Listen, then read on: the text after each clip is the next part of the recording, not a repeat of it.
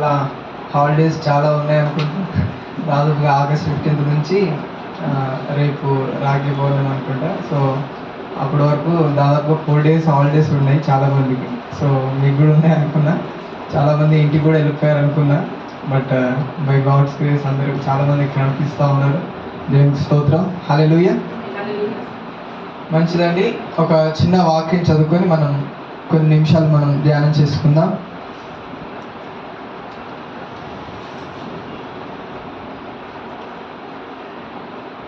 యెహోషువ గ్రంథము 7వ అధ్యాయము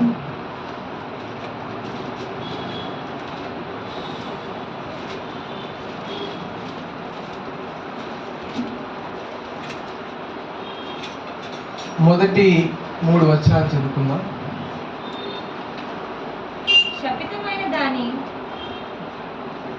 శపితమైన దాని విషయములో ఇజ్రాయేలు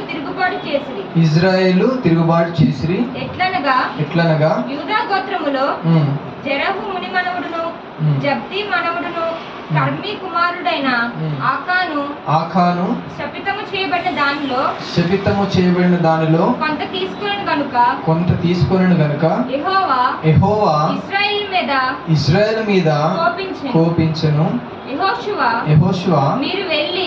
మీరు వెళ్ళి దేశమును వేగి చూడని చెప్పి బేతేలు తూర్పు దిక్కున బెతావేను దగ్గరనున్న హాయి అని పురమునకు ఎరుకో నుండి వేగులు వారిని పంపగా వారు వెళ్లి హాయి పురమును వేగి చూచి యెహోషువ యొద్దకు తిరిగి వచ్చి జనులందరినీ వెళ్ళనీయకుము 2-3 వేల మంది వెళ్లి హాయిని పట్టుకొని వచ్చును. జనులందరూ ప్రయాసపడి అక్కడికి వెళ్ళనేలా హాయి వారు కొద్దిగా ఉన్నారు కదా అనేది.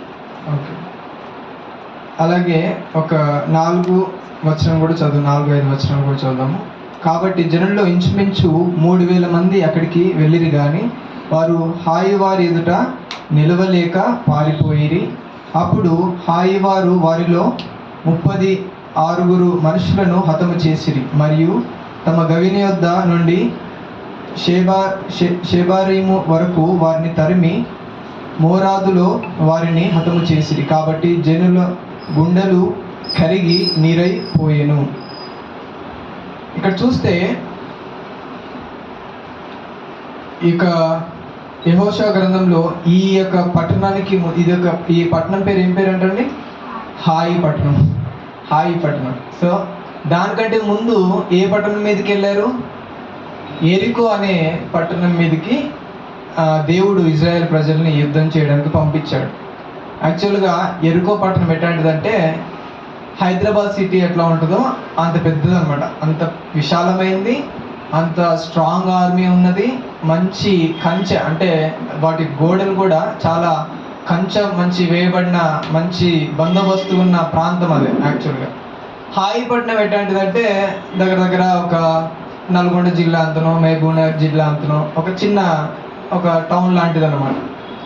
అయితే ఎరుకో పట్టణం మీదకి వెళ్ళినప్పుడు ఎంతో చక్కగా విజయం సాధించేసి జయబేరి ఎగిరేశారు. కానీ హాయి పట్టణం దగ్గరకు వచ్చేసరికి ఏమైపోయారని ఓడిపోయారు. నిజానికి ఎరుకో పట్టణము చాలా పెద్ద సిటీ, హాయి అనేది చిన్న మండలం లాంటిది, ఒక టౌన్ లాంటిది.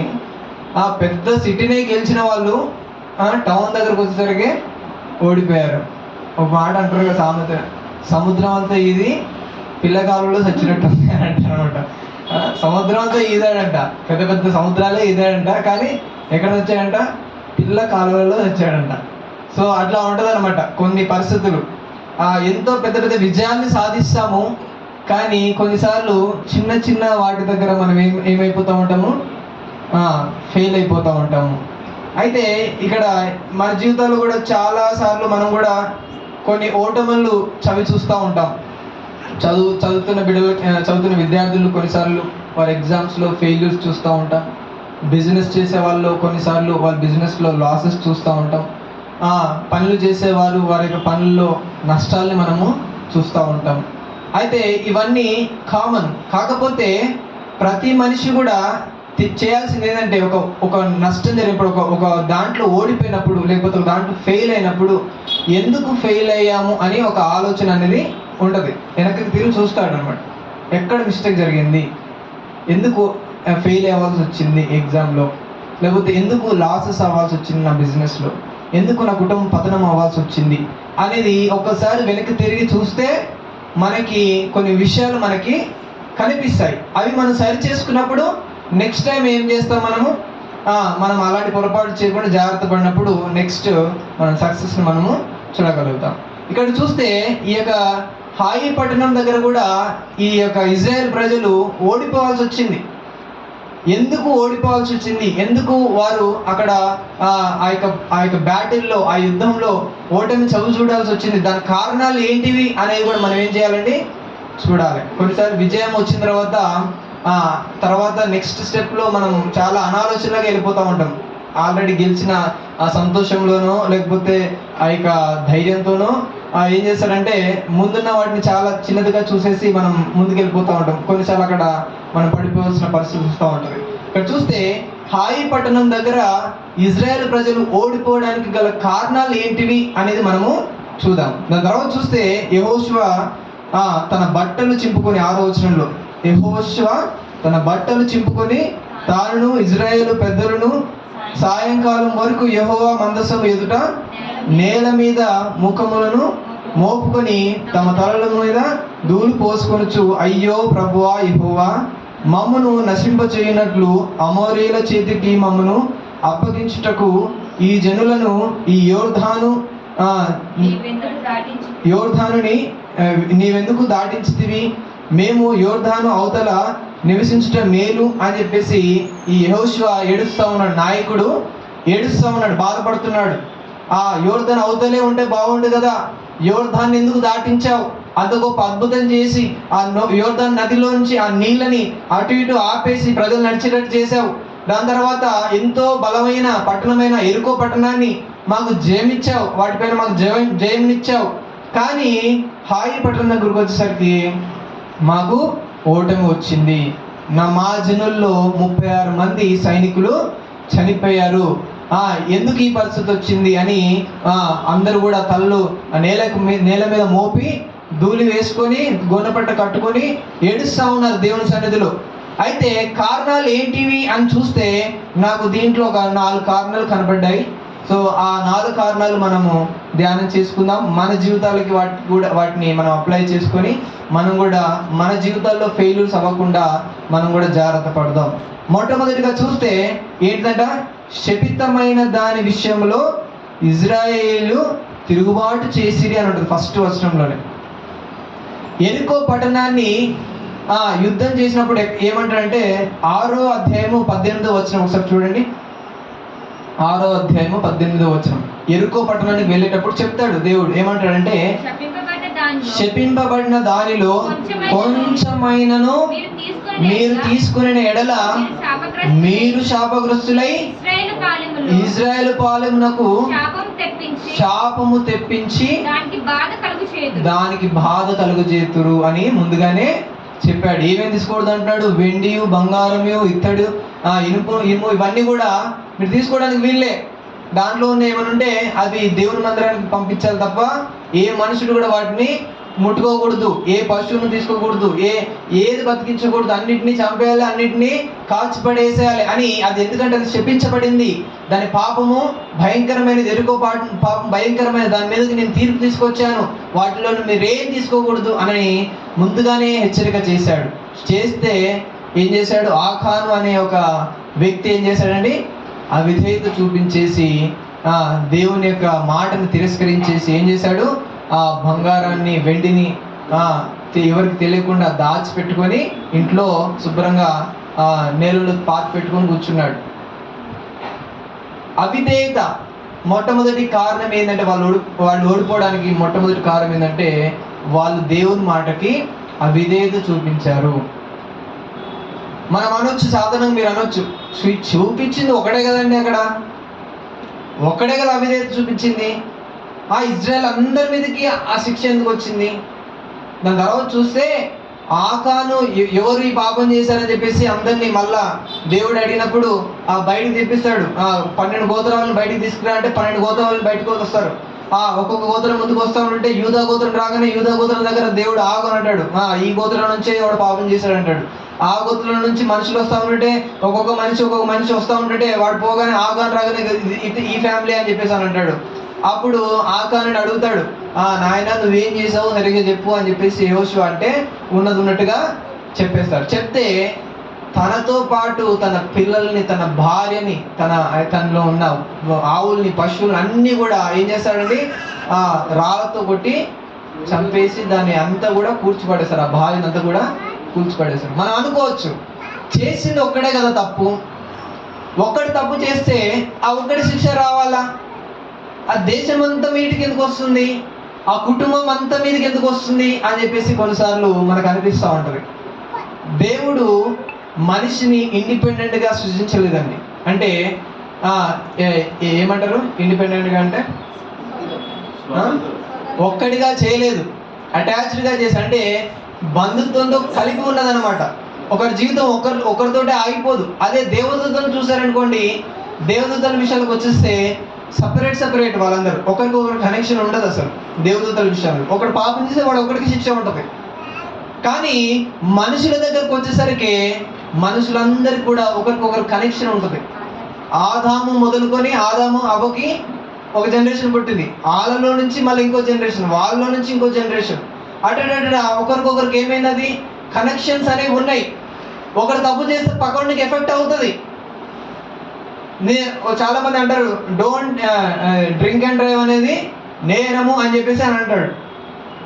నా మందు నా ఇష్టం అండి, నేను తాగుతాను, నడుపుకుంటాను, నా డబ్బు అది, నేను తాగుతానండి, పోతే నా ప్రాణమే కదా పోయేది అని చెప్పేసి తాగుతాడు. పిచ్చగా పీకలాగా తాగుతాడు. ఆ తాగిన మొత్తం ఇష్టం వచ్చి నడుపుతాడు. ఎవడు కూడా గుద్దుతాడు, వాడు చస్తాడు. ఎవడు పాపం వల్ల వాడు చచ్చిపోయాడు, ఈడు పాపం వల్ల ఇంకోటి చనిపోవాల్సి వచ్చింది. అంటే ఒకడు తప్పు చేస్తే సొసైటీకి కూడా ఎఫెక్ట్ ఉంటుంది. ఒకటి పాపం వల్ల ఒక ఫ్యామిలీకి మొత్తము ఆ ఎఫెక్ట్ వస్తూ ఉంటుంది. అది ఒకరితో అంతమయ్యేది కాదు. ఎందుకంటే దేవుడు మనుషులను నిర్మించింది ఏంటంటే ఒకరితో ఒకరికి అనుబంధాలను కలిగి చేసి పుట్టించాడు. ఒకరికొకరు కనెక్షన్స్తో పుట్టించాడు ఈ భూమి మీద. కాబట్టి ఒకరు తప్పు చేస్తే ఆ ఫ్యామిలీకి అంతటి కూడా ఎఫెక్ట్ వస్తూ ఉంటుంది. చిన్న పిల్లలు, ఎయిడ్స్ వ్యాధితో ఉంటున్న వాళ్ళు, చిన్న పిల్లలు, వాళ్ళు ఏం పాపం చేశారు, అదేం చేయలేదు పాపం.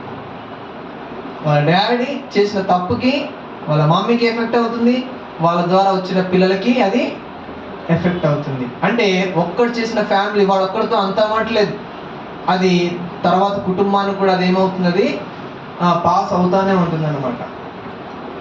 కాబట్టి దేవుడు ఎప్పుడు చేసినా సరే మనిషిని చేసినప్పుడు మనిషి యొక్క ఎఫెక్ట్ సొసైటీ మీద పడుతుంది, తన ఫ్యామిలీ మీద పడుతుంది, తన మీద పడుతుంది. ఒకరి పాపము అందరినీ అది ఏం చేస్తుందండి, ఎఫెక్ట్ చూపిస్తుంది. దావీదు కూడా సంఖ్యలు లెక్క పెట్టకూడదని దేవుడు ఆజ్ఞ ఇచ్చాడు. ఇజ్రాయెల్ ప్రజల సంఖ్య లెక్క పెట్టకూడదు, ఎంతమంది ఉంటున్నారు అనేది లెక్క పెట్టకూడదని దేవుడు ఆజ్ఞ ఇచ్చాడు. ఆజ్ఞ ఇస్తే కూడా దావీదు ఏం చేశాడంటే లెక్క పెట్టాడు, అన్నింటినీ లెక్క పెట్టాడు, అందరినీ లెక్క పెట్టేసి నా సైన్యం ఇంత ఉంది అని చెప్పి జరిగించాడు. దేవుడు కోపం వచ్చేసి ఆ ఇజ్రాయెల్ ప్రజల్లో పిట్టలు రాలిపోయారు. ప్రజలందరూ కూడా చచ్చిపోతూ ఉన్నారు. ఊరికనే చచ్చిపోతూ ఉంటుంటే ఈ యొక్క దావీదు దేవుని మందిరానికి వెళ్ళి, నేను పాపం చేశాను, నన్ను ఏదైనా చెయ్యి, వీళ్ళు గొర్రెలు లాంటి వాళ్ళు ఎందుకు ప్రభువా శిక్షిస్తున్నావు అని చెప్పేసి అని అంటా ఉంటారు. రాజు అనేవాడు దేశానికి రిప్రజెంటేటివ్. ప్రధానమంత్రి మోడీ మన దేశానికి రిప్రజెంటేటివ్. అలాగే దావీదు ఇజ్రాయెల్ ప్రజలందరికీ ఆయన representative, head of the family. ఆయన పాపం చేస్తే దాని ఎఫెక్ట్ దాని దేశం మొత్తం మీద పడుతుంది. కుటుంబంలో ఒక వ్యక్తి పాపం చేస్తే దాని ఎఫెక్ట్ కుటుంబస్తులందరి మీదకి అది వెళ్ళిపోతూ ఉంటుంది. అది ఒకరితో అంతమయ్యేది కాదు పాపం అనేది, ఒకరితో ఆగిపోయేది కాదు శాపం అనేది. ఇది తెలియక చాలా మంది నేను చేస్తున్నాను, నేను చచ్చిపోతాను, అవసరమైతే నేను చనిపోతాను అని చెప్పేసి అంటారు. నువ్వు చనిపోతే ఎవరు ఎఫెక్ట్ అవుతారు? ఫ్యామిలీ ఎఫెక్ట్ అవుతుంది. నీ పైన ఆధారపడుతున్నా నీ కుటుంబం ఎఫెక్ట్ పడుతుంది.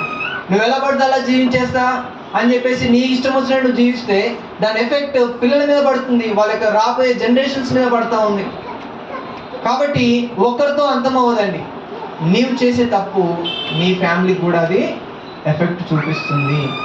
ఇక్కడ చేసింది ఒకడే తప్పు చేశాడు ఆకాన్ అనేటోడు, కానీ ఇజ్రాయెల్ ప్రజలందరి మీదకి అది ఏమొచ్చింది, అది శాపంలాగా అది వెళ్ళిపోయింది. ఆ యొక్క ఇజ్రాయెల్ ప్రజలందరూ కూడా బాధపడాల్సి వచ్చింది ఒక్కడు చేసిన పాపానికి. కాబట్టి ఎప్పుడు అనుకోవడానికి వీల్లేదు నేను ఒక్కడిని ఎలా ఉంటే పర్లేదు, నేనేమైనా పర్లేదు, నేను వెళ్తే నేను ఒక్కనే కదా నరకానికి వెళ్తాను అని చెప్పేసి కొంతమంది ఇష్టం వచ్చినట్టు బతికేస్తూ ఉంటారు. లేదు లేదు, నీ ఒక్కడితో ఆగిపోదు అది. నువ్వు ఆ మిగతా మనుషులతో కనెక్ట్ అయి ఉన్నావు, నువ్వు సొసైటీలో బ్రతికున్నావు అంటే you are connected with others. నీవు ఎఫెక్ట్ అవుతే ఆటోమేటిక్గా నీ కుటుంబం మీదకి, సొసైటీ మీద కూడా ఆ ఎఫెక్ట్ అనేది వస్తుంది. కాబట్టి మనం జాగ్రత్త ఉంటే మన ఫ్యామిలీ బాగుంటుంది, మన సమాజము బాగుంటుంది, మనం బాగుండాలి ఫస్ట్. కాబట్టి విధేయత అనేది మనం ఒక్కడు చూపిస్తే, దేవుడు అంటాడు ఆ ఆదాము చేసిన ఒక్కడి అవిధేయత వలన ప్రపంచం అంతటి మీదకి ఏమొచ్చిందండి, శాపం వచ్చింది. కానీ ఒక్కడి విధేయత వలన మళ్ళీ ఏమైందంట, అందరికీ కృప వ్యాపించిందంట. హల్లెలూయా. ఒకడే చేశాడు ఆదాము, బట్ ఈ యొక్క జనరేషన్స్ అన్ని కూడా పాపం చేత ఏమైపోయిందండి, ఎఫెక్ట్ చేయబడింది. కానీ అదే విధంగా ఒక ఇండిపెండెంట్ పర్సన్, మళ్ళా యేసుక్రీస్తు ఆదాము లాగానే యేసుక్రీస్తు కూడా ఒక ప్రత్యేకమైన వ్యక్తిగా వచ్చాడు భూమి మీదకి.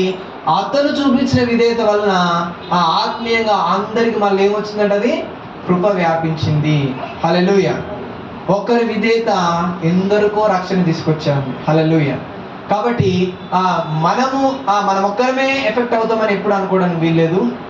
అందరికీ ఎఫెక్ట్ చూపిస్తూ ఉంటుంది, సొసైటీలో అందరికీ అది ఎఫెక్ట్ చూపిస్తూ ఉంటుంది, మన ఫ్యామిలీ అందరు కూడా ఎఫెక్ట్ చూపిస్తూ ఉంటుంది. కాబట్టి ఆకాను చేసిన అవిధేయత వారి యొక్క ఓటమికి కారణమైంది. అతను చేసిన ఒక్క తప్పు వల్ల ఆ ఇజ్రాయెల్ ప్రజలు ఓడిపోవాల్సి వచ్చింది, 36 మంది చనిపోవాల్సి వస్తుంది ఆ రోజు. హల్లెలూయా. దాని తర్వాత చూస్తే రెండో కారణం ఏంటిది అని అంటే, వాళ్ళు మనుషుల పైన ఆధారపడ్డారు. రెండో చూడండి, ఏంటిది, యెహోషువ మీరు వెళ్ళి వేగు చూసిరాపు అని చెప్పేసి కొంతమందిని పంపించాడు. వేగు చూసిరమ్మని చెప్పడం తప్పేం కాదు, దేవుడే ఆ యొక్క సిస్టర్ని పెట్టాడు. కానాన్ని చూసిరమ్మని చెప్పేసి 12 మందిని పంపమని చెప్పింది కూడా దేవుడే. ఎరుకోని చూసిరమ్మని చెప్పేసి 2 మనుషులను పంపించింది కూడా దేవుడే. అది మంచి స్ట్రాటజీ. ఒక పట్టణం మీదకి వెళ్తున్నప్పుడు ఆ పట్టణంలో ఎవరెవరు ఉన్నారు, ఎలాంటి మనుషులు ఉన్నారు, ఎక్కడెక్కడ గేట్లు ఉన్నాయి, ఎక్కడెక్కడ బౌండరీస్ ఉన్నాయి, ఎక్కడెక్కడ ఏమేమి ఆయుధాలు వాడుతున్నారు అనేది తెలుసుకోవడం మంచిదే. అయితే వాళ్ళని పంపించడం తప్పు కాదు, కానీ పంపించిన తర్వాత వాళ్ళ మాటలను నమ్మడం తప్పైంది. అక్కడ ఏం చేశాడండి, హాయిపురంను వేగు చూసి యెహోషువ యొద్దకు తిరిగి వచ్చి జనులందరినీ వెళ్ళనీయకము, 2-3 వేల మంది వెళ్తే సాధిక వాళ్ళని ఈజీగా ఓడించవచ్చు అని చెప్పేసి ఎవరు చెప్తున్నారు ఆ మాట, మనుషులు చెప్తా ఉన్నారు. వాళ్ళ మాటలకి ఈయన తలక చూపేశాడు, సరే అని చెప్పేసి తలక చూపేశాడు.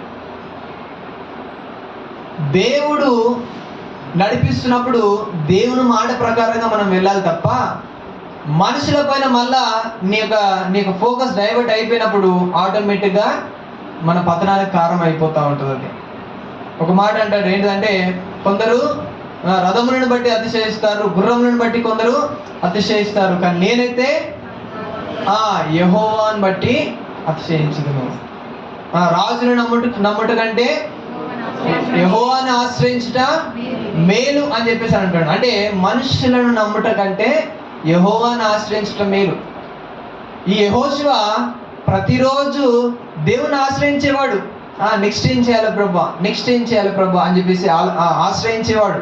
కానీ ఇప్పుడు ఏం చేస్తున్నాడు, మనుషుల మాట ప్రకారంగా వెళ్ళిపోతా ఉన్నాడు. ఇక మనుషులు చెప్పింది చేసేస్తా ఉన్నాడు, ఒక్కసారి కూడా ఆలోచించలేదు. ఇక ఆయన మనుషులు చెప్పిన మాట ప్రకారంగా వాళ్ళు 3000 మంది అన్నారా, సరే 3000 మంది వెళ్ళండి అని చెప్పేసి అని అంటూ ఉంటాడు.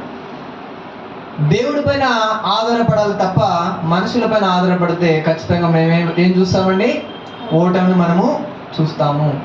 చాలామంది వాళ్ళ జీవితాల్లో నష్టపోయేటిది, వాళ్ళ జీవితాల్లో తప్పుడు మార్గంలో వెళ్ళి వాళ్ళ జీవితాల్లో చాలా నష్టపోయేది దేనివల్ల అంటే కొన్నిసార్లు మనుషుల మాట ప్రకారంగా వెళ్ళడం వల్ల. మనుషులని నమ్ముకోవడం వల్ల, మనుషులపైన ఆధారపడి వెళ్ళడం వల్ల మన జీవితాల్లో చాలా నష్టపోతూ ఉంటాం. దేవుడి పైన ఆధారపడినప్పుడు ఆయన అద్భుతాలు చేస్తాడు, కానీ మనుషులపైన ఆధారపడితే ఆయన అద్భుతాలు చేయలేడు. ఎందుకంటే మనం చూస్ చేసుకుంటున్నాం, దేవుడు కావాలా మనిషి కావాలంటే మనిషి కావాలంటున్నప్పుడు దేవుడు సైడ్ అయిపోతాడు. అక్కడ దేవుడు పట్టించుకోడు ఆ టైంలో. మనుషులను సలహా అడగవచ్చు, అడగడం తప్పనట్లేదు, బట్ ఆ సలహా కరెక్టా కాదా అని కూడా మనం ఏం చేయాలి, మరలా దేవుడి దగ్గర ప్రార్థన చేయాలి, దేవుని దగ్గర మనము అడగాలి. మనుషులు మంచి మంచి సలహాలు ఇవ్వచ్చు, తప్పేం లేదు, వాళ్ళ దగ్గర తెలుసుకోవడం తప్పేం కాదు, బట్ అదొకటే ఇంకా మనసులో పెట్టేసుకొని వెళ్ళిపోవడము తప్పు. దాన్ని ప్రార్థనలో పెట్టు, దేవుడు కూడా ఓకే రైట్ అని చెప్తే దాన్ని ప్రొసీడ్ అవ్వాలి తప్ప, మనుషులు చెప్పేశారు కదా, ఆయన ఆ మాట చెప్పేశాడు, ఈయన చెప్పేశాడు, ఆయన అది చేయమన్నాడు, ఈయన చేయమన్నాడు, పలు అని చెప్పేసి వెళ్ళిపోయావు అనుకో, జీవితంలో ఎటు వెళ్తామో కొన్నిసార్లు మనకు క్లారిటీ లేని పరిస్థితి వస్తుంది. కొన్నిసార్లు మనం ఏం చేస్తున్నా సరే, మనుషులు సలహా ఇచ్చినా సరే, దానిని ఏం చేయాలో మొట్టమొదటిగా దేవుడి దగ్గర పెట్టి నీవేమంటావు ప్రభు అని చెప్పేసి మరలా అడగాలి. నువ్వేం చేయమంటావు ప్రభు అని మరలా ఒకసారి ఆయన్ని కనుక్కోవాలి. ఇక్కడ యెహోషువ అది చేయలే. వాళ్ళు చెప్పారు 2,000 మంది చాలండి అనగానే 2,000 మందిని పంపించేశాడు. అక్కడ చూస్తే అక్కడ ఏమైపోయారు, తుత్తుగా ఓడిపోయారు, పారిపోవాల్సి వచ్చింది. ఎంతో సిగ్గుచేటు ఓటమిని వాళ్ళు ఏం చేశారు, చదివి చూశారు అక్కడ. కాబట్టి మనుషుల పైన ఆధారపడము తప్పు, దేవుడి పైన ఆధారపడమే విశ్వాసులకి ఎంతో ప్రయోజనకరం. నేను కూడా ఇక ఒకనొక టైంలో బైబిల్ ట్రైనింగ్ చేసేటప్పుడు మా పేరెంట్స్ అప్పుడు రక్షణలో లేరు. రక్షణలో లేకపోతే వాళ్ళు బైబిల్ కాలేజ్కి వెళ్తుంటే వాళ్ళకి ఇష్టం లేదు అసలు బైబిల్ కాలేజ్కి వెళ్ళి. ఇంత చదివించి నువ్వు ఏదో జాబ్ చేస్తావని చెప్పేసి మేము ఇంత డబ్బులు పెట్టేసి చదివిస్తే బైబిల్ ట్రైనింగ్ సేవ చేస్తానని చెప్పేసి పోతానంటే ఏంటి, అసలు నీకు అసలు ₹1 పంపించము, నీ ఇష్టం ఏం చేసుకుంటావు చేసుకోపో అని చెప్పేసి మా పేరెంట్స్ వదిలేశారు. నాకేం చేయాలో అర్థం కావట్లా. దేవుడేమో నన్ను బైబిల్ ట్రైనింగ్ చేయమని క్లియర్గా చెప్పాడు. ఏం చేయాలని చెప్పేసి ప్రార్థన చేసుకుంటుంటే యు గో అన్నాడు, ఒకటే మాట, నువ్వు వెళ్ళు అని చెప్పేసి అన్నాడు. నువ్వు వెళ్ళు అన్నాడు అంతే. అంటే దాని అర్థమైంది, నేను చూసుకుంటా, నువ్వు వెళ్ళు అన్నట్టు అనమాట. ఆ మాటకి చాలా ధైర్యం చాలట్లేదు. ఎట్లా ₹1 లేదు చేతిలో, ₹1 లేదు. బ్యాగ్ సర్దుకుంటున్నా, ₹1 లేదు చేతిలో. బ్యాగ్ అంతా సర్దేసుకున్నా.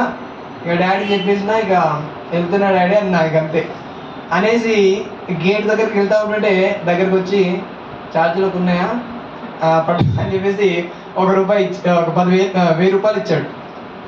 ₹1,000 మళ్ళీ పాస్టర్ గారి దగ్గరికి వెళ్ళేసి ఆయన కూడా చెప్పాలి కదా బాబు, ఆయన కూడా చెప్తే ఆయన కూడా ఒక ₹1,000 ఇచ్చాడు. 2,000తో ఛార్జీలు వచ్చేసాయి. దాని తర్వాత అక్కడ ఉండే సామాన్లన్నీ కొనుక్కున్నాను, చక్కగా అంతా అయిపోయింది. అక్కడికి సరిపోయింది. అది మరి ఫీజు ఎవరు కడతారు? ₹20,000 ఫీజు కట్టాలా. ₹1 కూడా ఇవ్వనని చెప్పేసి మా డాడీ ముందుగానే చెప్పేశాడు. వెళ్ళిన తర్వాత ఒక నెల రోజుల్లో ఏమైందండి, నెల రోజులంతా వస్తాయి 2,000 అసలు ఇప్పుడు గట్టే కొడితే 15 రోజులకి అయిపోతాయి. 5 వస్తువులు కొంటే అయిపోయినాయి, నెల రోజులకి అయిపోయినాయి, డబ్బులన్నీ అయిపోయినాయి. ఏం చేయాలో అర్థం కావట్లేదు. ఎందుకైనా మంచి ఒకసారి డాడీని అడుగుదాం అని చెప్పేసి ఫోన్ చేస్తే మా డాడీ తిట్టేశాడు. ఎవడు చేయమంటే చేసేవారు నువ్వు బైబిల్ కాలేజ్, ఎవడు వెళ్ళమంటే వెళ్తున్నావు, నేను వెళ్ళమనలేదు కాబట్టి నేను చూసుకోను నేను అని చెప్పేసాను అన్నాడు. అనేసరికి నన్ను అడగొద్దు, నాకు ఫోన్ చేయకూడదు అని చెప్పేసి గట్టిగా అన్నట్టుగా. ఆయన ఉద్దేశం ఏంటంటే నేను ఆపేసి తిరిగి రావాలని చెప్పేసి. ఇక బాగా బాధ వేసి ఏడుపు వచ్చేసింది. ఏడుపు వచ్చేసి ఒకటే ప్రార్థన చేసుకున్నా, నువ్వు వెళ్ళమన్నావు కాబట్టి నేను వచ్చాను, నాకేం కావాలన్నా సరే నిన్నే అడుగుతాను, నువ్వే ఇవ్వాల్సింది అని చెప్పేసి 2 ముక్కలు ప్రార్థన చేసుకొని మా డాడీని జీవితంలో అడగని, బైబిల్ కాలేజ్ అయిపోయిన వరకు నేనైతే అస్సలు అడగను, నువ్వు రమ్మన్నావు నేను వచ్చాను, నాకేం కావాలన్నా సరే నిన్నే అడుగుతా అని చెప్పేసి దేవుని దగ్గర నీకు తీర్మానం చేసుకొని సబ్బు అయిపోయింది, షాంపులు అయిపోయినాయి అని ప్రార్థన చేస్తున్నాయి. చేస్తూ ఉంటుంటే ఆశ్చర్యం ఏంటంటే నేను ఒక్కరితో చెప్పలేదండి. నిజంగా మా ఫ్రెండ్స్ కూడా తెలియదు నా దగ్గర డబ్బులు లేవని. మా ఫ్రెండ్స్ కూడా చెప్పను నేను అసలు. ఎవ్వరు కూడా అట్లా ఎక్స్ప్రెస్ చేయకూడా, లేదు అన్నట్టుగా కూడా ఎక్స్ప్రెస్ చేయను, కామన్గా ఉంటాం మామూలుగా. ఎవరో బయట నుంచి ఎవరో వస్తున్నారు, అటు ఇటు చూస్తున్నారు, ఇటు తిరుగుతున్నారు. వచ్చేసి దగ్గరకు వచ్చేసి బ్రదర్ ప్రైజ్ ది లార్డ్ అని చెప్పేసి అని వచ్చేసి చేతిలో 500 రూపాయలు పెట్టేసి వెళ్ళిపోతున్నారు. ఎవడో తెలియదు, ఆయన ఎందుకు ఇస్తున్నాడు కూడా నాకు తెలియదు అసలు. ఇచ్చేసాను వాళ్ళు. అట్లా చిన్న చిన్న ఖర్చులన్నీ అయిపోతూ ఉన్నాయి. మా సార్ వాళ్ళ అమ్మగారు ఆమె ఎంత ప్రేమిస్తుందంటే, అబ్బా మా తల్లి కంటే మా తల్లిలాగా ప్రేమిస్తుంది ఒక రకంగా. అంత ఇష్టం నేనంటే ఎందుకు ఆమె. ఇక ఎప్పుడు చూడు ఆమె దగ్గర ఆమె పిలుస్తూ ఉంటుంది మధ్యలో మధ్యలో, ఖర్చులు ఉంచుకుని ఆయన ఖర్చు ఉంచుకుని వద్దమ్మా నాకు అవసరం లేదు అని అంటే కూడా, లేదు లేదు దేవుడు ఇస్తూ ఉంటే వద్దనకూడదు నువ్వు అని చెప్పేసి ఇచ్చేది. అట్లా చిన్న చిన్న ఖర్చులన్నీ వెళ్ళిపోతున్నాయి. మరి ఫీజు విషయం ఏమవుతుంది? 20,000 రూపాయలు ఫీజు. ఎగ్జామ్ వచ్చింది, మధ్యలో సెమిస్టర్ జరుగుతూ ఉంటాయి. ఎగ్జామ్ టైంలో అందరూ ఎగ్జామ్ రాస్తూ ఉన్నారు. ఫీజు కట్టిన వాళ్ళకి హాల్ టికెట్స్ ఇస్తున్నారు, వాళ్ళు ఎగ్జామ్ రాయడానికి వెళ్తున్నారు. నా దగ్గర హాల్ టికెట్ లేదు ఇక, ఎందుకంటే ఫీజు ₹1 కట్టలేదు. ఏం చేయాలో అర్థం కావట్లేదు. ఒకవేళ పంపించేస్తే వెళ్ళిపోతాను, నాకు సంబంధం లేదు ఇది, ఓకేనా, నువ్వు రమ్మంటే వచ్చాను, ఇక్కడ చేస్తున్నాను, నా దగ్గర ₹1 లేదు, కట్టలేను, నేను ఎవరిని అడగలేను, వాళ్ళు పంపిస్తే వెళ్ళిపోతా అని చెప్పేసి అనుకున్న తర్వాత ఎగ్జామ్ టైం అవుతూ ఉంది. కొంతమంది వాళ్ళ పేరెంట్స్ ఫోన్ చేసి ఫీజు కట్టించేసుకుంటున్నారు, డబ్బులు పే చేస్తున్నారు ఆన్లైన్లో. నా దగ్గరకు వచ్చేసరికి ఏం లేవు. ఇక సడన్గా అందరికీ ఫీజు కట్టిన వాళ్ళకి రిసిప్ట్లు ఇస్తూ ఉంటున్నారు. నా దగ్గరకు ఒకతను వచ్చేసి రిసిప్ట్లు ఇస్తూ ఉన్నాడు. నాకెందుకు ఇస్తున్నారంటే అది నాది కాదనుకుంటా. అంటే నీ పేరే కదా చిరంజీవి అని చెప్పేది. అంటే నా పేరే అన్నా. ఇదిగో 5,000 రూపాయలు పే చేయబడ్డాయి అని చెప్పేసి అన్నాడు. 5,000 రూపాయలు ఎవరు పే చేశారు అదనంటే, ఏమో నాకు తెలియదు, సార్ ఇచ్చాడు తీసుకొని వచ్చాను అని చెప్పేసి అంటే సార్ దగ్గరికి వెళ్ళాను. పొరపాటున ఒకనే ఎవరికో చేయబోయి నాకు సరే అయింది అని చెప్పేసి నేను హాస్పిటల్ తీసుకుపోయి, ఎవరు చేశారు సార్, నాకు ఎవరు చేయరు కదా అదనంటే, ఆయన అన్నాడు, ఆ యొక్క బైబిల్ కాలేజీలో జాబ్ హోల్డర్స్ ఉంటారు కదా, ఒక ఆయన సాఫ్ట్వేర్ ఇంజనీర్ అనమాట. ఆయన సేవ చేయాలని ఆశ ఉందంట, కానీ ఆయన చేయలేకపోతున్నాడంట. ఆయన ఏమనుకున్నాడంటే, నేను చేయలేకపోతున్నాను, చేసే వాళ్ళకి నేను సహాయం చేయాలనుకుంటున్నాను అని ఏం చేశాడంటే, ఎవరు చేయాలని ఆలోచించి బైబిల్ కాలేజీకి ఎవరికైనా నేను హెల్ప్ చేస్తా అని చెప్పేసి అడిగాడంట. ఆ సార్ వాళ్ళని అడిగాడంట, ఎవరంటే చెప్పండి సార్, ఎవరైనా కట్టలేని వాళ్ళు, ఎవరు మంచి స్టూడెంట్ అయ్యింది కట్టలేని వాళ్ళు ఉంటే చెప్పండి, నేను హెల్ప్ చేస్తాను అని చెప్పేసి అన్నాడంట. అక్కడ ఉండే సారు నా పేరు రిఫర్ చేశాడంట. హల్లెలూయా హల్లెలూయా. నా ఫీజు అంతా కూడా 3 years అంతా కూడా మొత్తం 60,000 రూపాయలు కట్టబడ్డాయి. ₹1 నేను ఏం పే చేయలేదు. ఆయన అన్నాడు, ఆయన పైన ఆధారపడ్డాను, ఆయన ఏం చేశాడు, అక్కడ నాకు సహాయం చేశాడు. ఆయన పైన ఆధారపడితే ఖచ్చితంగా ఆయన సహాయం చేస్తాడండి. ఎలాంటి పరిస్థితుల్లో ఉన్నా సరే, నీకు ఎటువంటి హోప్స్ లేకపోయినా సరే, ఏ దారిలో నుంచి నీకు ఎలా వస్తుందో కూడా నీకు అర్థం కాకపోయినా సరే, నువ్వు ఆయన పైన ఆధారపడితే ఆయన ఎన్నడూ సిగ్గుపరచడు నేను. హల్లెలూయా హల్లెలూయా. ఇక్కడ చూస్తే యెహోషువ చేసిన తప్పు ఏంటంటే, మనుషుల పైన ఆధారపడ్డాడు, దేవుడి పైన ఆధారపడలేదు ఆయన. అందుకనే ఆ ఓటమికి కారణమయ్యింది. దాని తర్వాత చూద్దాము. మూడోదిగా చూస్తే మూడో తప్పు ఏం చేశారంటే, వాళ్ళు అహంకారులు అయ్యారు. ఎలా అహంకారులు అయ్యారు అని అంటే, అక్కడ ఏమంటున్నాడు, 2-3 వేల మంది వెళ్తే చాలు అని అంటా ఉన్నాడు. అంటే అర్థం ఏంటిది, మనుషుల బలం చాలు అంటే ఈ 2-3 వేల మంది అయితే సరిపోతుంది వాళ్ళని జయించడానికి. అంటే వాళ్ళ శక్తితో మేము జయించగలము అనే అహంకారమే కదా.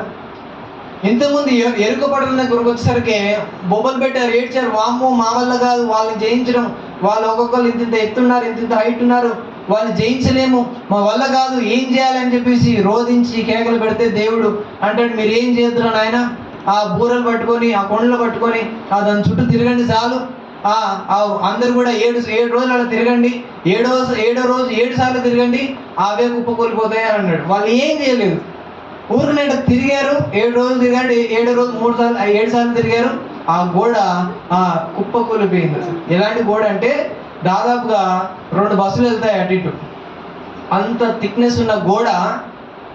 ఏం చేయలేదు, ఒక గడ్డపార ఉపయోగించలేదు, ఒక సుత్త వాడలేదు, ఏం వాడలేదు, పుట్టి తిరుగుతూ దేవునికి స్తోత్రం, యెహోవాకు స్తోత్రం అనుకుంటా తిరుగుతూ ఉంటుంటే ఆ గోడ కుప్పకూలిపోయింది ఒక్క దెబ్బకి. అక్కడ చూస్తే ఎవరి వల్ల జరిగింది అది, ఆ విజయం ఎవరి వల్ల వచ్చింది అంటే యెహోవా వల్ల వచ్చింది. అది ఈ మనుషుల వల్ల రాలే, అది మనుషుల బలం వల్ల సాధించింది కాదు ఆ యుద్ధం. వీళ్ళేమనుకుంటున్నారు, ఇప్పుడు మనం చాలు, మనం చేయగలుగుతాం, మన శక్తితో పెద్ద పట్టణాన్ని మనం ఓడించలే, ఇప్పుడు వీళ్ళెంత చిన్న పట్టణం ఏది, 2-3 వేలు కాదు అని చెప్పేసి అంటా ఉన్నారు వీళ్ళు. అంటే వీళ్ళు ఏమనుకుంటున్నారంటే మా బలం చేత పోయినసారి విజయం సాధించాము, ఇప్పుడు కూడా మా బలం చేతనే మేము సాధిస్తాము అని అహంకారంతో వాళ్ళు ఏం చేస్తున్నారు, ముందుకు వెళ్తా ఉన్నారు. ఈ యొక్క గిద్యోను విషయంలో ఒక మాట దేవుడు అంటాడు చూడండి ఒక దగ్గర. న్యాయాధిపతుల గ్రంథము 7వ అధ్యాయము 2వ వచనం.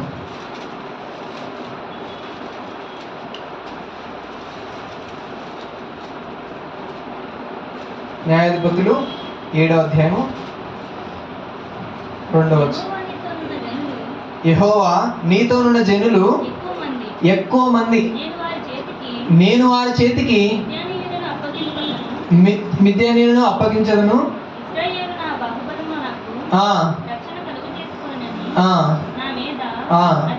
అతిశయించుదురేమో కాబట్టి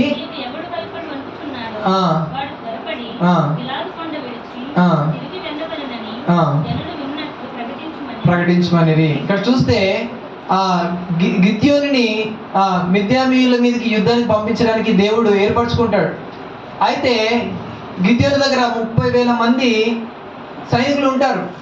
సైనికులు ఉంటే దేవుడు అంటాడు, ఈ 30,000 మందిని తీసుకెళ్ళామనుకో, అసలు యుద్ధం ఎవరు చేయిస్తున్నారు, నేను చేయిస్తున్నాను. నేను ఒక్క మనిషిని అర్థం చేసినట్టుగా ఈ మిద్యానీయులందరినీ కూడా అర్థం చేయిస్తాను, నీ చేత నేను అర్థం చేయిస్తాను అని చెప్పేసి అన్నాడు.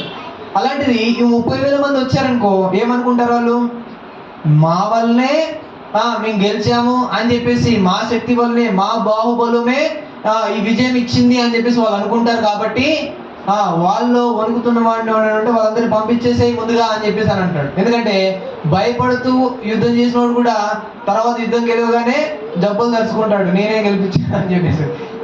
కాబట్టి దేవుడు ఏం చేశాడంటే వాళ్ళందరినీ పంపించేసే ఫస్ట్.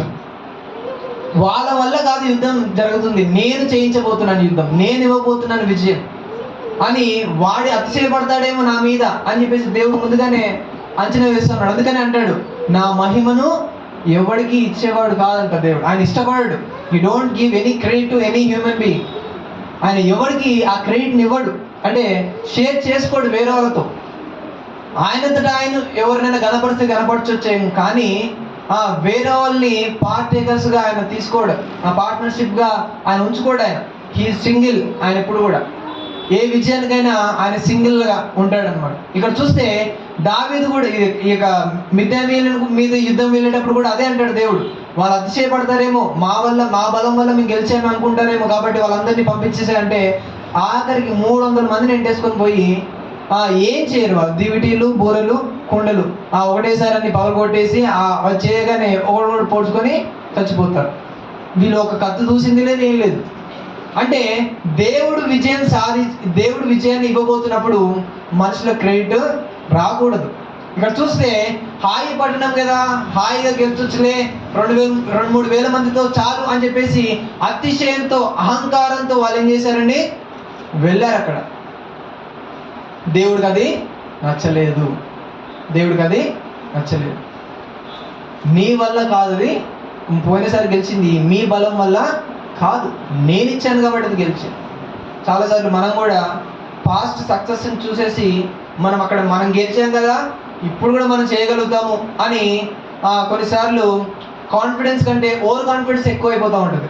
కాన్ఫిడెన్స్ తప్పేం కాదు, కానీ ఓవర్ కాన్ఫిడెన్స్ చాలామంది ఎక్కువగా తనకు తాను అతిశయించుకునే ఆ స్థాయిలోకి వెళ్ళిపోయి ఏమైపోతారంటే బోర్లో పడిపోతూ ఉంటారు చాలామంది. ఇక్కడ చూస్తే మనం ఏం చేయాలంటే మన ప్రతి పాస్ట్ సక్సెస్ దేవుని కృప వల్లనే మనము గెలిచాము అని చెప్పేసి మనము జ్ఞాపకం చేసుకోవాలి. మనం రాసిన ప్రతి ఎగ్జామ్ పాస్ట్లో మీరు రాసిన ప్రతి ఎగ్జామ్ కూడా మీరు సక్సెస్ అవ్వచ్చు, సక్సెస్ అవుతూనే మీరు ఈ స్థాయికి వచ్చారు. బట్ ఆ సక్సెస్ నా వల్ల వచ్చింది అనుకోవడము పొరపాటు. అది దేవుని కృప వలన కలిగింది అని తెలుసు, మనము నమ్మాలా, దాని ప్రకారమే మనము ముందుకు వెళ్ళాలి. ఇక్కడ చూస్తే వీళ్ళు చేసిన పొరపాటు అదే. వాళ్ళు అతిశయపడ్డారు, వాళ్ళు గర్వించారు, మా వల్ల మేము గెలిచాము పోయినసారి, ఇప్పుడు కూడా మేము 2-3 వేల మంది వెళ్తే చాలు, వాళ్ళు ఊరికనే వాళ్ళని ఓడించేసి వస్తారు అని చెప్పేసి అహంకారంతో వాళ్ళు ఏం చేశారండి, వాళ్ళు ముందడుగు వేశారు. కాబట్టి అక్కడ వాళ్ళు ఓడిపోవాల్సి వచ్చింది. హల్లెలూయా. దాని తర్వాత చూస్తే నాలుగో పొరపాటు చేసింది ఏంటంటే వాళ్ళు యెహోవా యొద్ద విచారణ చేయలేదు. ఇప్పుడు ఓడిపోయిన తర్వాత యెహోషువ బట్టలు చింపుకొని బూడిద పోసుకొని గోనకట్ట పట్టుకొని ఏం చేస్తున్నాడు? ఇప్పుడు దేవుని దగ్గర విచారణ చేస్తూ ఉన్నాడు. ఇంతకుముందు చేశాడా? ఎక్కడన్నా రాయబడిందా విచారణ చేసినట్టుగా? ఎక్కడ రాయబడలా. ఓడిపోయిన తర్వాత 36 మంది చనిపోయిన తర్వాత అప్పుడు బుద్ధి వచ్చేసి దేవుని దగ్గర మొరపెట్టుకోవడం మొదలుపెట్టి తలకాయ కిందికి వేసేసి ఏడుస్తా ఉన్నాడు. అప్పుడు దేవుడు అంటాడు, మీ తలలు నేలను మోపియాలేంటి, లేవండి అని చెప్పేసి అంటాడు. అక్కడ చూడండి, లెమ్ము నీవు ఇక్కడ ముఖను నేల మోపుకున్నావేంటి, ఇజ్రాయేలు పాపము చేసిరి అని చెప్పేసి అంటా ఉన్నాడు. ఇప్పుడు తలకాయ ఉంచావేంటి? ఇజ్రాయేలు ప్రజలు పాపం చేశారు, ఎప్పుడో పాపం చేశారు. నువ్వు ఏ రోజైనా విచారణ చేసావా? హాయి పట్టణం మీదకి వెళ్ళేటప్పుడు ప్రభువా మేము వెళ్ళొచ్చా అని చెప్పేసి విచారణ చేసావా? నువ్వు చేయలే. ఓడిపోయిన తర్వాత, నష్టపోయిన తర్వాత, పడిపోయిన తర్వాత అప్పుడు ప్రార్థన చేస్తూ ఉన్నారు యెహోషువ. మన జీవితంలో కూడా ముందుగా ప్రార్థన చేసి అడుగులు వేయమండి. ఆ అడుగులు వేసేసిన తర్వాత, పూర్తిగా మునిగిపోయిన తర్వాత, పూర్తిగా నష్టపోయిన తర్వాత, పూర్తిగా లాస్ అయిపోయిన తర్వాత అప్పుడు దేవుని దగ్గర విచారణ చేస్తూ ఉంటాం. అంత అయిపోయిన తర్వాత చేతులు కాలిపోయిన తర్వాత ఆకులు పట్టుకున్నట్టుగా ఉంటుంది అనమాట మొత్తానికి. మనం ముందుగా విచారణ చేసి, ఒకవేళ యెహోషువ ముందుగానే విచారణ చేసి ఉంటే దేవుడు అప్పుడే చెప్పేవాడు, మీలో ఒకడు పాపం చేశాడు, యుద్ధానికి వెళ్తే ఓడిపోతారు అని ముందుగానే చెప్పేవాడు. కానీ ఈయన ముందుగా విచారణ చేయలేదు. దేవుడి దగ్గర విచారణ చేయకపోగా ఆ మనుషుల మాటలు వినేసి 3000 మందిని పంపించేశాడు, చచ్చిపోయారు అక్కడ. అప్పుడు ఓడిపోయిన తర్వాత అప్పుడు విచారణ చేయడం మొదలుపెట్టాడు. దావీదు విషయంలో నాకు బాగా నచ్చిన విషయం ఏంటంటే, ఆయన ప్రతి దానికి విచారణ చేసేవాడండి దేవుడి దగ్గర. ప్రతి దానికి చూద్దాం, ఎక్కడెక్కడ చూద్దామంటే 2 సమూయేలు గ్రంథము 2వ అధ్యాయం 1వ వచనము. 2 సమూయేలు గ్రంథము 2వ అధ్యాయము ఇది జరిగిన తర్వాత ఏం జరిగిన తర్వాత సౌలు చనిపోయాడు. నెక్స్ట్ రాజు ఎవరు లేరు ఇజ్రాయెల్ ప్రజల మీద. ఇంకా ఈయనే రాజు, నెక్స్ట్ రాజు ఈయనే. అయినా సరే ఏం చేస్తున్నాడు చూడండి, యూదా పట్టణంలోనికి నేను పోదునా, యెహోవా యొద్ద ఏం చేశాడంట? విచారణ చేశాడంట. ఫిలిస్తీన్లకు పారిపోయాడు ఆయన. యాక్చువల్గా సౌలు వెంటాడుతుంటే, తరుముతా ఉంటుంటే ఫిలిస్తీ దేశానికి పారిపోయాడు. సౌలు చనిపోయాడన్న వార్త ఆయనకు అందింది. అందగానే ఇంకెవడున్నాడు రాజు, నేనే కదా అని చెప్పేసి వెంటనే గుర్రాలు వేసుకొని వెళ్ళిపోవచ్చు. వెళ్ళిపోయి ఆ సీటు మీద కూర్చోవచ్చు శుభ్రంగా. కానీ ఆయన అలా చేయలేదు. దేవుని దగ్గర ఏం చేస్తున్నాడు? విచారణ చేస్తున్నాడు. ఇప్పుడు యూదా పట్టణానికి వెళుతున్నా వద్దా, ఇప్పుడు యుద్ధం చేదునా వద్దా అని చెప్పేసి దేవుడి దగ్గర ఎంత చక్కగా అడుగుతున్నాడండి. అసలు ఎంత చక్కగా అడుగుతున్నాడు. అసలు దేవుడితో విచారణ చేయడంలో దావీదు దిట్ట. ఏం కావాలన్నా సరే ఫస్ట్ దేవుడి దగ్గరికి వెళ్ళేసి బేరాలు ఆడుతూ ఉంటాడు, అడుగుతూ ఉంటాడు మంచిగా. ఇప్పుడు యుద్ధం వెళ్ళాలా వద్దా, అక్కడ శత్రువులు ఉన్నారు, వారిని ఇప్పుడు తరమాలా వద్దా అని ముందుగానే కనుక్కుంటాడు దావీదు. దేవుడు కొన్నిసార్లు అంటాడు వద్దు, ఇప్పుడు వెళ్ళొద్దు అని అంటాడు. కొన్నిసార్లు అంటే వెనకాదల నుండి వెళ్ళని చెప్పేసి సలహాలు ఇస్తూ ఉంటాడు. చూడండి, దేవుడి దగ్గర విచారణ చేస్తే ఆయన సలహాలు ఇవ్వడానికి ఎప్పుడు కూడా రెడీగా ఉంటాడండి. ఆయన పైన ఆయన దగ్గరకి మనం రావాలి, కానీ ఆయన సలహాలు మనం కోరుకోవాలి. కానీ ఆయన ఖచ్చితంగా ఏం చేస్తాడంటే ఆయన మనకి జవాబులు ఇస్తాడు. మనము విచారణ చేయం. చాలాసార్లు విచారణ చేయకుండా మన ఆలోచన ప్రకారంగా వెళ్ళిపోతూ ఉంటాం, మన తలంపుల ప్రకారంగా వెళ్ళిపోతూ ఉంటాం. అప్పుడు వెళ్ళిపోయినప్పుడు మనకి ఏం జరుగుతుందంటే అక్కడ నష్టం జరుగుతుంది. నెక్స్ట్ రాజు కూడా అవ్వచ్చు, ఆయన దాన్ని కూడా విచారణ చేస్తాడు. హెబ్రోన్కి వెళ్ళు అని చెప్పేసి దేవుడు సలహా ఇస్తాడు. అక్కడ హెబ్రోన్కి వెళ్ళు, అక్కడ స్థాపించు, అక్కడ స్టార్ట్ చేయి అని చెప్పేసి అని అంటాడు. అక్కడికి వెళ్తాడు. చూడండి, దేవుని దగ్గర విచారణ చేయడంలో మనం నేర్చుకోవాలి. విచారణ చేయడం మనము నేర్చుకోవాలి. నాకు ఈ యొక్క దావీదు క్యారెక్టర్ని రియల్ లైఫ్లో ఎవరు కనిపిస్తారంటే నాకు ఈ యొక్క భగత్ సింగ్ గారు కనబడతారు నాకు. భగత్ సింగ్ గారు చాలా బాగుంటుంది ఆయన లైఫ్ స్టైల్లో కూడా. ఆఖరికి గడ్డం గీసుకోవడానికి కూడా దేవుణ్ణి అడిగాడంటండి, ఎంత ఆశ్చర్యం అది. గడ్డం గీసుకోవడానికి కూడా, నా దగ్గర ఇప్పుడు డబ్బులు లేవు, ఇప్పుడు గడ్డం పెరిగింది, ఇప్పుడు గడ్డం గీసుకోవాలా వద్దని కూడా అడిగాడంట. దేవుడు వెళ్ళు అంటే వెళ్ళాడంట. ఆయన దగ్గర డబ్బులు లేవు, అయినా సరే వెళ్ళాడు. ఆయన చెప్పినప్పుడు వెళ్ళాడు కాబట్టి అక్కడ సాక్ష్యం ఆయన పంచుకుంటున్నప్పుడు ఆ బార్బర్ షాప్ వ్యక్తి ఏమైపోయాడంటే క్రిస్టియన్ అయిపోయాడంటే, ఇంకా అబ్బాయి డబ్బులు ఏమవుతుందండి అంటున్నాడండి ఇక కటింగ్ చేసిన తర్వాత. ఎన్నిసార్లు అసలు ఆ యొక్క ప్రోగ్రాం జరిగేటప్పుడు బియ్యం ఏం లేవంట, వస్తువులు ఏం లేవంట వండడానికి. ఆ ప్రోగ్రామ్కి ప్రార్థన చేస్తూ ఉన్నారంట. బియ్యం లారీ వచ్చేసినాయంట కొన్నిసార్లు.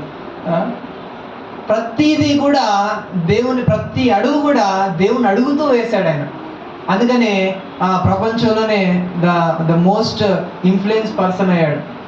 ఎంతో మందికి ఇన్స్పిరేషన్గా తన లైఫ్ అనేది ప్రపంచవ్యాప్తంగా ఉన్నది. ఎందుకంటే ఆయన ప్రతిదీ కూడా దేవుని అడిగి అడుగులు వేశాడు.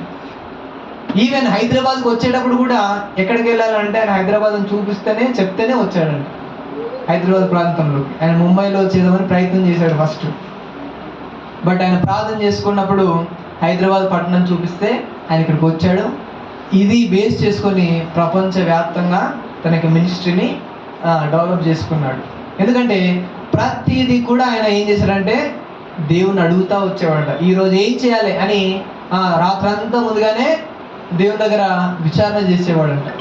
దేవుని దగ్గర విచారణ చేసి ఈరోజు ప్రోగ్రామ్ ఏం చేయాలంటే ఆయన స్టెప్ బై స్టెప్ మధ్యాహ్నం వరకు ఇది చేయాలా, సాయంత్రం ఈ పని చేయాలా, నైట్ ఈ ప్రాంతానికి వెళ్ళాలా అని చెప్పేసి దేవుడు ఆయనకి ముందుగా గైడెన్స్ ఇస్తూ ఉంటే ఆ గైడెన్స్ ప్రకారంగా ఆయన ఏం చేశాడంట అడుగులు వేస్తూ ఆయన మినిస్ట్రీలో ముందుకు వెళ్ళారు.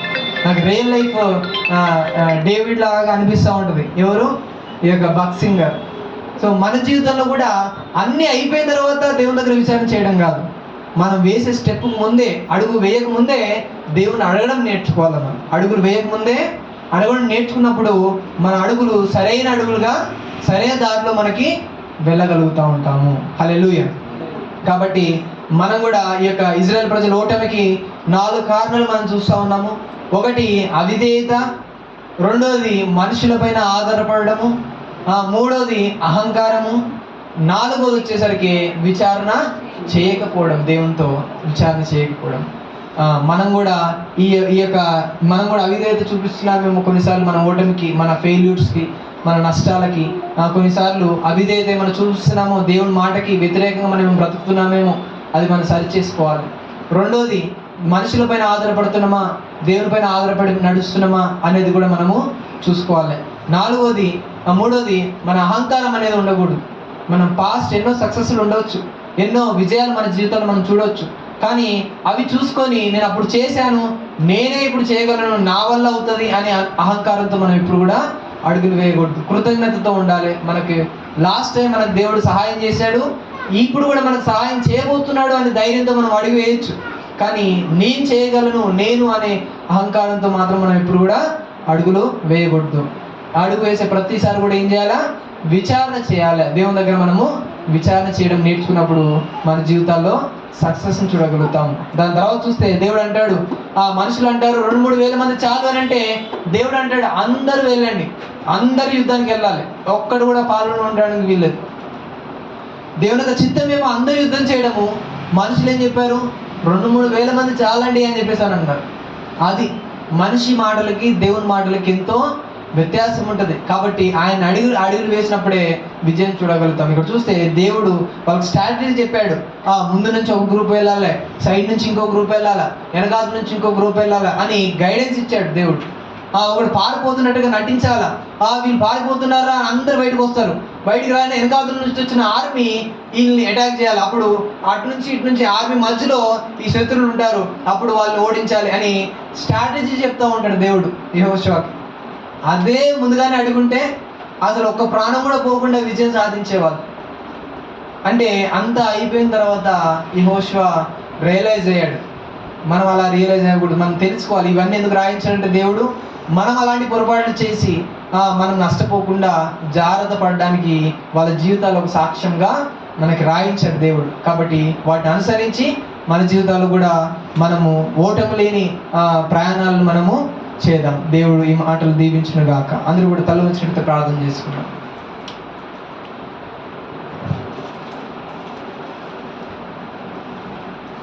స్తోత్రం స్తోత్రం స్తోత్రం స్తోత్రం. హల్లెలూయా హల్లెలూయా హల్లెలూయా. స్తుతి స్తుతి స్తుతి స్తుతి.